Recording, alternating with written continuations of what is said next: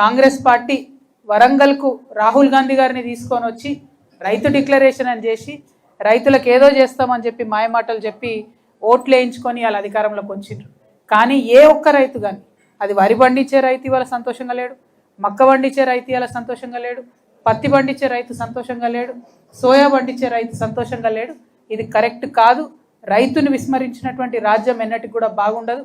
ఒక పక్క మీరు వాళ్ళకు బోనస్ ఇస్తలేరు, ఇంకొక పక్క టైంకి రైతు భరోసా మీరు ఇస్తామన్నంత అమౌంట్ ఇస్తలేరు, ఇంకొక పక్క యూరియా ఇయ్యలేకపోతున్నారు, ఇంకొక పక్క కరెంటు పోతున్నది. మరి ఇక రైతు వ్యవసాయం ఎట్లా చేసుకోవాలి? పోనీ చేసుకొని ఏదో ఒకటి చేసి కష్టపడి మార్కెట్కి తీసుకొస్తే దారుణమైనటువంటి పరిస్థితి ఉంది. నిన్న అక్కడికి పోతే రైతులు ఒకటే చెప్తున్నారు, మా ట్రాక్టర్ ఇట్లా లోపలికి రాగానే మాయిశ్చర్ కంటెంట్ తీసుకుంటున్నారు, డెఫినెట్గా అది ఎక్కువ వస్తుంది, మేము ఆరబెట్టుకున్న తర్వాత తీసుకోవాలి. ఈ కనీస చిన్న చిన్నవి కూడా పాటిస్తలేరంటే నిన్న మీ అందరి సమక్షంలోనే నేను కలెక్టర్ గారికి మాట్లాడడం జరిగింది. వారు దానికి ఒప్పుకున్నారు. లేదు కొంచెం అవకాశం ఇస్తామని చెప్పిండ్రు.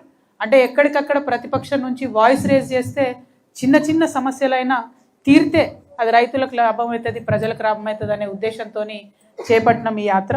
అందులో కాటన్ మార్కెట్లో నిన్న వెంటనే మేము ఇదివరకు నేను ఎంపీగా ఉన్నా కాబట్టి గిరిరాజ్ సింగ్ గారు ఆయన మినిస్టర్గా ఉన్నారు, ఆయనకు వెంటనే ఉత్తరం కూడా రాయడం జరిగింది.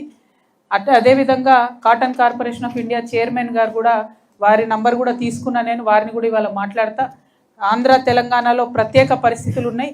ఈ ప్రత్యేక పరిస్థితుల రీత్యా 20 నుంచి 25% తేమ శాతం అలౌ చేయాలి కాటన్లో అనేటటువంటి విషయాన్ని నేను తప్పకుండా పర్స్యూ చేస్తానని ఆదిలాబాద్, మహబూబ్ నగర్, వరంగల్, ఖమ్మం ఇంకా ఇతర ప్రాంతాల్లో ఉన్న పత్తి రైతులందరికీ కూడా జాగృతి తరఫున మీకు మాట ఇస్తూ ఉన్నాం.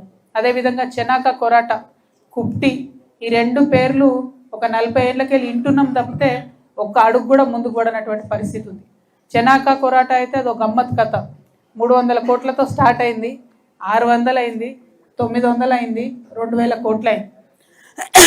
ఈ ఎస్టిమేషన్ ఎందుకు పెరిగిందో ఏమైందన్నది అది బీఆర్ఎస్ హయాంలోనే జరిగింది, నేను ఏం కాదని అంటలేను. ఎందుకు పెరిగిందో ఏందన్నది మరి బీఆర్ఎస్ ప్రజాప్రతినిధులు ప్రజలకు వివరణ ఇచ్చుకోవాలి.